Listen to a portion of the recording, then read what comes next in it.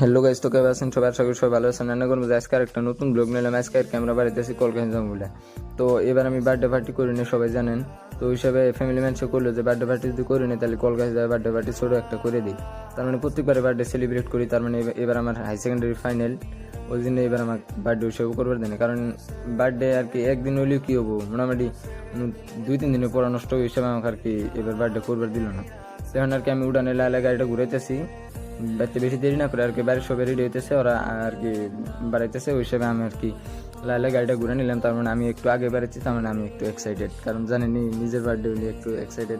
আর কয়েকদিন আগে যে আমার গাড়ি সিজ হয়েছিল, সিজ হওয়ার রিজন এটাই যে ব্ল্যাক ফ্লেম দেখেন একটু সিসাটা কালা আছে, যার জন্য আর কি আমার গাড়ি থানাতে গেছিলো। একটু পরে আর কি আব্বা আমার ফোন মেরে করলো যে ব্লকে হও, আমি উনি আসি, তাহলে গেতে গেলাম আমাকে একটু উঠে নিয়ে যাবে। তখন থেকে ডাইরেক্ট কলকাছি না যায়, আমি গেতেছি মানিকপুরে আব্বার অফিসে। তখন থেকে আর কি আব্বারে উঠে নিয়ে ডাইরেক্ট যাবো আমরা কলকাছি। তো আব্বার অফিস পাইলাম প্রায় আর 5-10 মিনিটের রাস্তা, তার মানে এখন মানিকপুর আর কি টাউন হানি পাই নাই, একটু দূরে আছে। ধরেন 5-10 মিনিট আর কি আব্বার অফিস পাবো। আমি আব্বারে ফোন মেরে দিচ্ছি যে তুমি রেডি থাকো, আমি গেতেছি। এখন আর কি আব্বা গাড়িতে উঠে নিয়ে ডাইরেক্ট বাড়িলাম কলকাছি নিয়ে।